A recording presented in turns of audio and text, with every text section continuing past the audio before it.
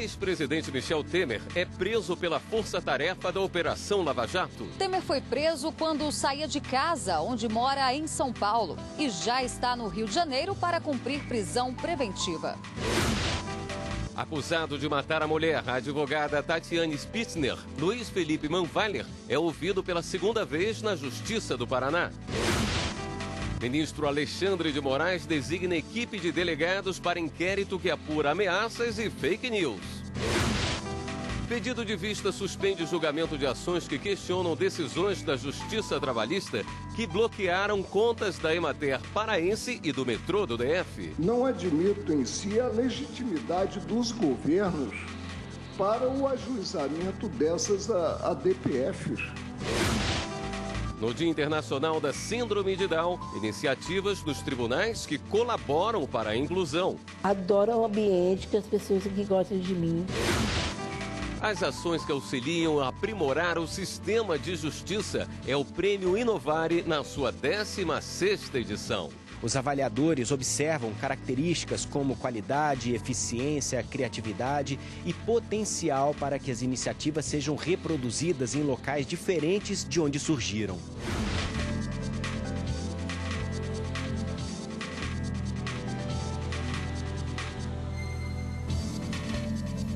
Olá, boa noite. Preso nesta manhã, o ex-presidente Michel Temer do MDB foi transferido à tarde de São Paulo para o Rio de Janeiro.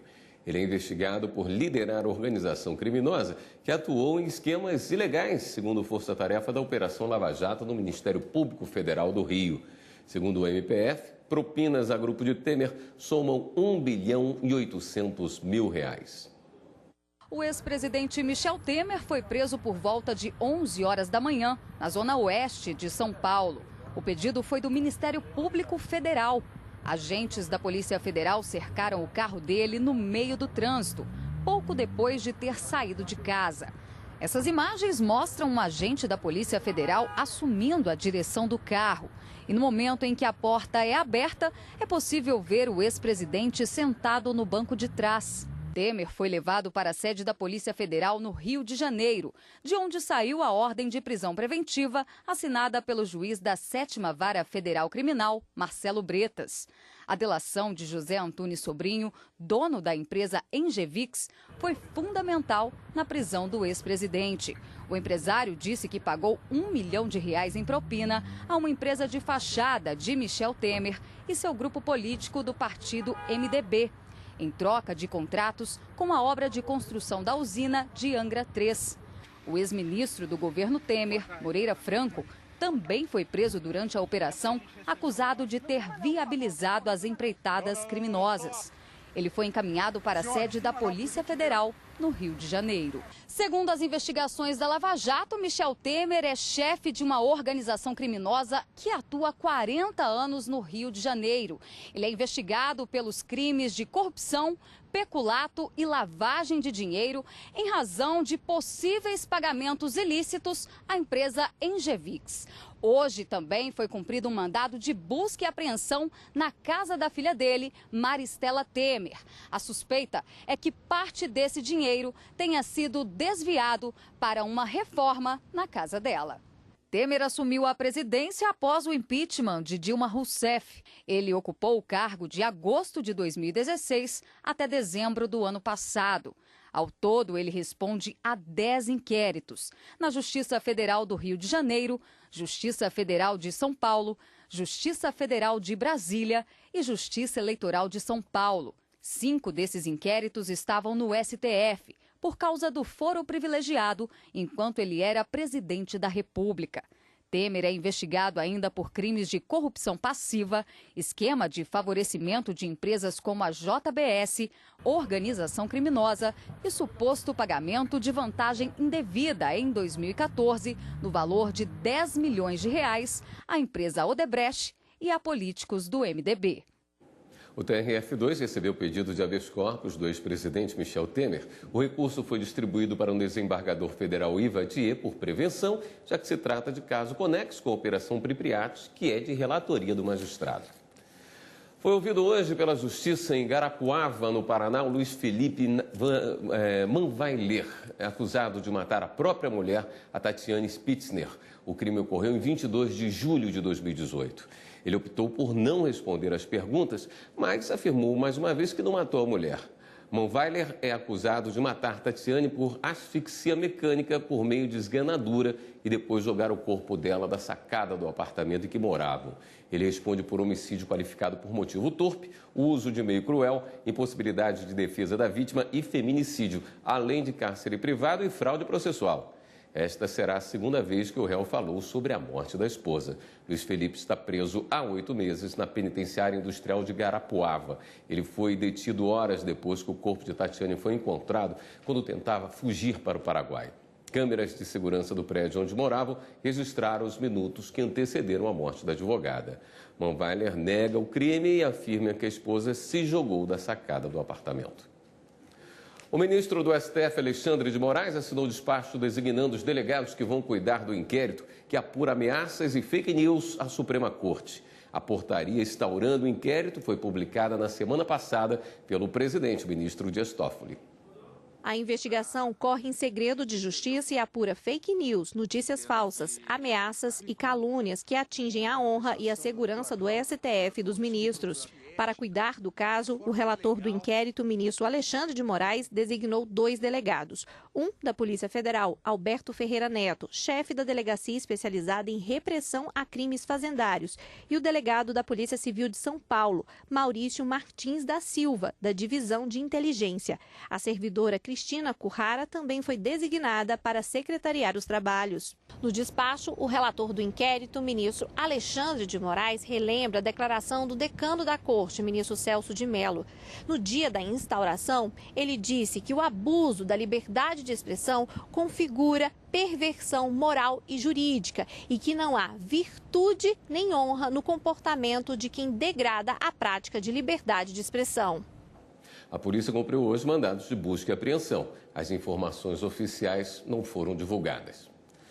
Os skinheads acusados de atacar um grupo de judeus em Porto Alegre, no Rio Grande do Sul, voltaram a enfrentar o júri popular. O julgamento começou nesta manhã. Desta vez, 3 acusados estão sendo julgados. Primeiro, vão ser ouvidas as vítimas e as testemunhas de defesa e acusação. Por fim, os acusados. 2 dos 3 acusados participaram do último júri popular que ocorreu em novembro do ano passado. O crime foi em maio de 2005. De acordo com o Ministério Público do Rio Grande do Sul, 3 rapazes com quipá, chapéu em forma de circunferência usado pelos judeus, caminhavam pelo bairro Cidade Baixa, quando foram atacados com socos, pontapés e golpes de arma branca por integrantes da organização criminosa Carecas do Brasil, uma facção de skinheads. Eles respondem por tentativa de homicídio qualificada, por discriminação, dificuldades de defesa das vítimas e meio cruel. E no próximo bloco, lançada a 16ª edição do Inovare, que premia de iniciativas que aprimoram o judiciário. Tivemos a oportunidade de celebrar um convênio entre o Prêmio Inovare e o CNJ para auxiliar neste tipo de promoção de novas iniciativas.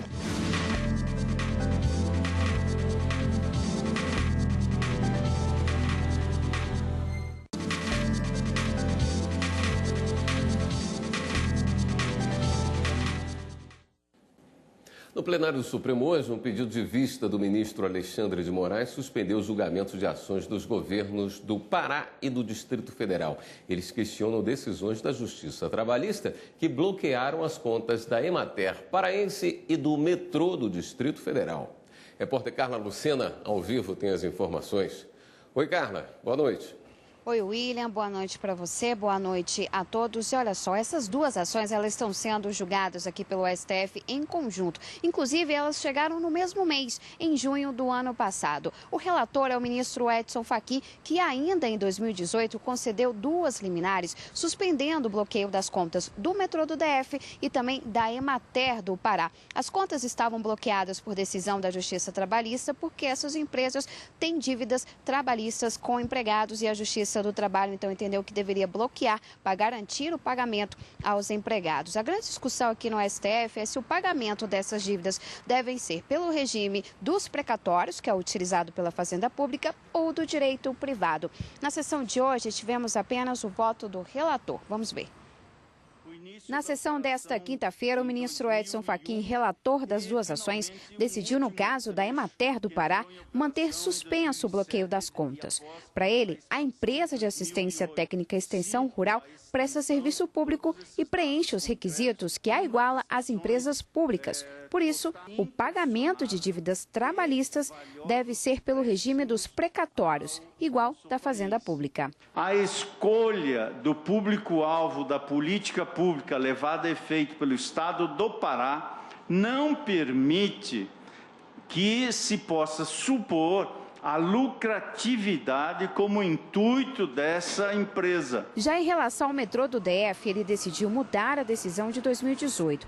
Explicou que o metrô da capital federal tem caráter concorrencial, porque é possível verificar competição com outros meios de transporte. E ainda que visa o lucro. Neste caso, as contas do metrô podem ser bloqueadas. Os gastos com folha de pagamento e respectivos encargos sociais de seus funcionários não serão mais computados na apuração dos gastos totais de pessoal do Poder Executivo do Distrito Federal, defendendo-se aí, portanto, autonomia para gerir política de pessoal, contratações, remuneração. Em seguida, o ministro Marco Aurélio falou que as ações não poderiam ser propostas pelos governadores por falta de legitimidade. As empresas contratam pela CLT, mas não querem se subordinar ao regime de execução própria, que é o regime alusivo aos direitos trabalhistas. Não admito em si a legitimidade dos governos para o ajuizamento dessas ADPFs. Por maioria, o plenário decidiu julgar as ações, mas o ministro Alexandre de Moraes pediu mais tempo para analisar o caso. Ainda não há data para o tema voltar à sessão. A consultora jurídica da TV Justiça, Karina Zucoloto, acompanhou a sessão e tem outras informações. Karina, boa noite. Boa noite, William. Hoje, depois do intervalo, os ministros retornaram e discutiram mais 2 casos que estavam em lista, né? Não estavam na pauta dirigida, mas estavam na lista dos ministros. Um agravo regimental da relatoria do ministro Edson Fachin e um outro agravo regimental em ação direta de inconstitucionalidade da relatoria do ministro Luiz Fux. No caso do ministro Edson Fachin, tratava-se de uma ação rescisória que pretendia que um julgamento realizado no Supremo, depois da decisão ter transitado em julgado e ultrapassado 7 anos do trânsito em julgado, ou seja, em que a situação ficou consolidada, ele pretendia que essa nova jurisprudência fosse aplicada ao caso concreto para reverter o acordo que teria sido celebrado entre essa empresa e o governo do Rio Grande do Sul sob a alegação de coação. O ministro Edson Fachin, além de considerar também o fato do lapso temporal de 7 anos, ter ultrapassado em demasiado o prazo decadencial previsto na legislação processual de 2 anos para a propositura da ação rescisória, entendeu que o que se pretendia era modificar algo que já tinha sido consolidado pela coisa material, pretendendo a retroatividade dessa decisão do Supremo. Os outros ministros acabaram também entendendo que não seria cabível a ação rescisória, porque nesse caso, mesmo que ele alegasse que o acordo teria sido feito sob coação, a ação que deveria ter sido proposta jamais poderia ser a ação rescisória, além do prazo de 7 anos, ultrapassados os 2 permitidos pela lei, mas sim uma ação anulatória. E em razão desse fundamento, o ministro Edson Fachin acabou reajustando o seu voto e o agravo regimental acabou sendo denegado. E no julgamento da relatoria do ministro Luiz Fux, num julgamento bastante rápido, eles acabaram julgando procedente uma ação direta de inconstitucionalidade que questionava diversos dispositivos de uma lei de 2010 do estado de Santa Catarina, cujos dispositivos acabavam tratando de obrigações impostas a seguros de veículo e que, de uma certa forma, também interfeririam na legislação de trânsito. Para o ministro Luiz Fux, que acabou sendo acompanhado por votação unânime, apenas o ministro Luiz Roberto Barroso não votou porque se deu por suspeito, se declarou suspeito para proferir voto nessa ação, entendeu que houve uma usurpação de competência da União, nesse caso, para legislar sobre direito civil, seguros e também sobre trânsito. Votação unânime, ação direta de inconstitucionalidade julgada procedente. Perfeito. Uma cobertura ainda mais aprofundada no final de semana no programa Plenários, né? Exatamente. No final de semana com o Plenários e a semana que vem, direto do plenário na quarta-feira. Obrigado, Karina. Eu que agradeço. Foi adiado o julgamento da proposta elaborada pela Comissão de Jurisprudência e de Precedentes Normativos do TST, que pretende adequar algumas súmulas e orientações do tribunal a alterações da consolidação das leis do trabalho. Também foi suspenso o exame de inconstitucionalidade de parte do artigo 702 da CLT. O Tribunal Pleno do TST, ao decidir adiar o julgamento, levou em conta o despacho proferido pelo ministro Ricardo Lewandowski, do Supremo Tribunal Federal, que solicita mais informações referentes à ação que declara a constitucionalidade do artigo 702 da CLT. O artigo trata do trâmite processual para edição ou alteração de verbetes da jurisprudência consolidada do TST. A suspensão do julgamento foi proposta pelo ministro do TST, Márcio Eurico, relator do processo que examina a constitucionalidade da alteração. Em respeito à Sua Excelência, ministro Lewandowski, é que eu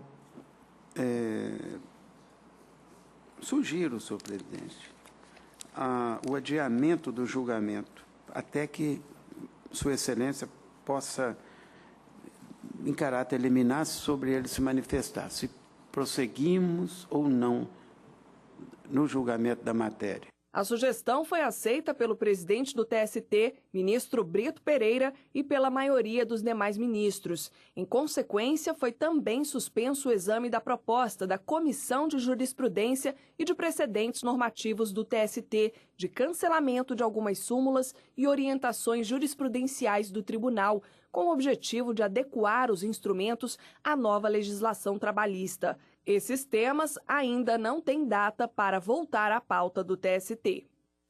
16ª edição do Prêmio Inovari é lançada no Superior Tribunal de Justiça. O objetivo da premiação é reconhecer iniciativas que colaboram para aprimorar o sistema de justiça. Magistrados, integrantes do Ministério Público, da Defensoria Pública, da OAB e representantes de diversos segmentos do direito acompanharam o lançamento da edição 2019 do Prêmio Inovari. Essa edição terá um prêmio de destaque para a prática que tiver como principal objetivo a promoção da defesa dos direitos humanos. Esse ano tivemos a oportunidade de celebrar um convênio entre o Prêmio Inovari e o CNJ para auxiliar neste tipo de promoção de novas iniciativas para melhor atender o cidadão na prestação jurisdicional. O tema do Prêmio Inovari é livre para todas as categorias, mas neste ano há uma novidade. É o Prêmio Destaque para a prática que tiver como principal objetivo a promoção e defesa dos direitos humanos. O Prêmio Inovari surgiu em 2004 no Ministério da Justiça, na gestão do então ministro Márcio Tomás Bastos. Em 2009, deu origem ao Instituto Inovari, que tem como presidente do Conselho Superior o ministro aposentado do Supremo Tribunal Federal, Carlos Aires Brito. É uma experiência que resulta proveitosa, comprovadamente, tanto que sobrevive há 16 anos. Essa é a 16ª edição. Podem concorrer ao prêmio profissionais do meio jurídico em geral, nas categorias Tribunal, Juiz, Ministério Público, Defensoria Pública e Advocacia. Os avaliadores observam características como qualidade, eficiência, criatividade e potencial para que as iniciativas sejam reproduzidas em locais diferentes de onde surgiram. Um exemplo é o projeto Adote um Boa Noite, que conquistou o Prêmio Inovari no ano passado. O projeto promoveu a adoção de 7 crianças que não têm o perfil mais procurado por casais interessados por causa da idade ou problemas de saúde. O juiz Iberê de Castro Dias acredita que elas não teriam sido adotadas se não fosse pelo projeto vencedor do Prêmio Inovari 2018. Interessados em adoção do Brasil todo passaram a procurar em volume maior essas varas para adoção dessas crianças e desses adolescentes, justamente a partir da projeção que o Prêmio Inovari dá. As inscrições para o Prêmio Inovari estão abertas até 25 de abril. Basta acessar o site premioinovari.com.br. E a seguir, Dia Internacional da Síndrome de Down e a necessidade de inclusão. Assim, já fiz muitas amizades.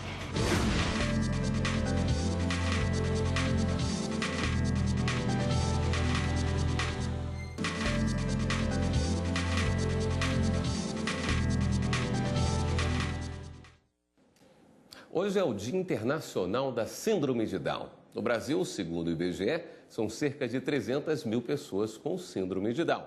A inclusão dessas pessoas na vida escolar e profissional reforça a necessidade de respeito às diferenças. Olhos atentos a cada pincelada. O trabalho é minucioso. Uma a uma, as páginas de livros do acervo do STJ vão sendo limpas. Essa função delicada é feita por colaboradores com síndrome de Down que superaram as dificuldades do dia a dia e entraram no mercado de trabalho.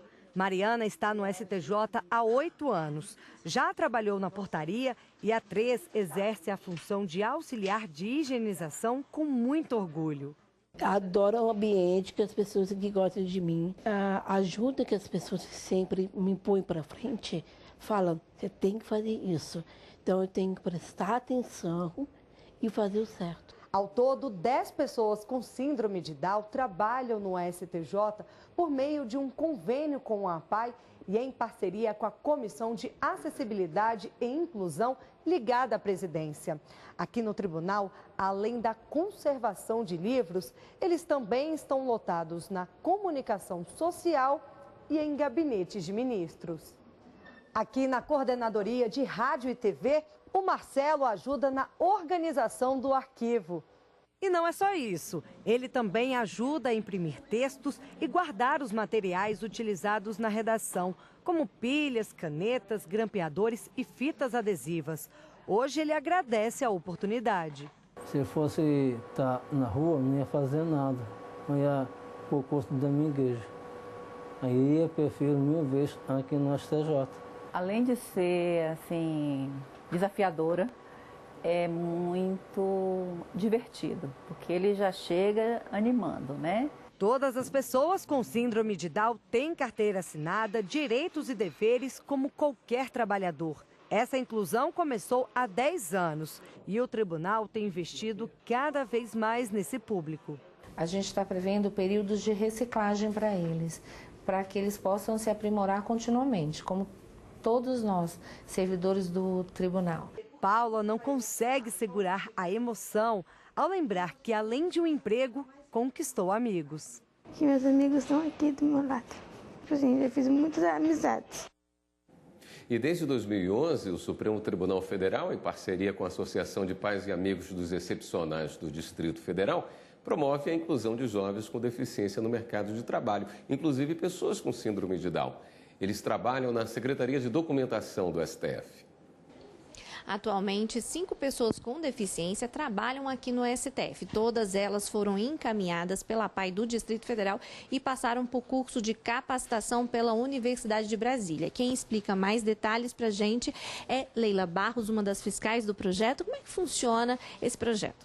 O projeto foi iniciado em 2011 e é um contrato firmado entre a APAI e o UNB, onde foram contratados esses 5 jovens para trabalhar com a higienização de documentos no Supremo Tribunal Federal.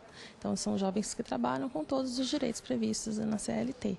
Uma função muito importante aqui no Supremo. É muito importante porque eles trabalham com a preservação da história. Eles higienizam documentos permanentes e históricos do Supremo Tribunal Federal. Obrigada por sua participação. Uma das pessoas que trabalha nesse projeto é o Ramon. Ramon, gosta de trabalhar aqui? Gosto. Uma boa oportunidade. Obrigada por sua participação. Então fica o recado. Quem quiser participar é só procurar a APAI do Distrito Federal. E agora vamos dar um giro na rede para saber das últimas notícias.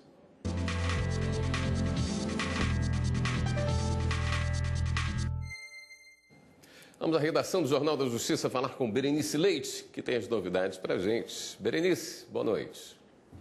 Oi, William. Boa noite para você, a todos que nos acompanham. A gente começa o giro de hoje com a notícia de que a Justiça negou o pedido de liberdade para o ex-governador do Paraná, Beto Richa, preso na última terça-feira durante a Operação Quadro Negro, que investiga o desvio de mais de 20 milhões de reais em obras de construção e reformas de escolas públicas do Paraná. O ex-governador ele está preso provisoriamente no Complexo Médico Penal dos Pinhais, em Curitiba. Ele é suspeito de chefiar uma organização criminosa onde ele é o principal beneficiado com o recebimento de propinas. Vamos falar agora que em Minas Gerais, o Tribunal de Justiça autorizou o retorno das atividades da mineradora Ibirité. A interdição foi um pedido do Ministério Público após o rompimento da barragem em Brumadinho. Mas depois de apresentar documentação técnica, o desembargador Geraldo Augusto, ele entendeu que não há nenhum risco potencial iminente à população nem ao meio ambiente. E por falar em meio ambiente, na Bahia, o Ministério Público Federal está preocupado com a preservação do Parque Marinho de Coroa Alta, na cidade de Santa Cruz Cabralha. A recomendação é para que sejam adotadas medidas que amenizem os danos ambientais, já que o local é um ponto turístico e vem sofrendo aí esses danos ao longo dos anos. Então, o prefeito tem 10 dias agora para se manifestar se acata ou não esta recomendação. Bom, essas foram as informações de hoje. Para rever qualquer uma de nossas reportagens, basta entrar no nosso canal do YouTube. Acesse lá, TV Justiça Oficial. William. Obrigado, Berenice. Esta edição do Jornal da Justiça fica por aqui. Continue com a nossa programação e a gente se vê amanhã. Até lá.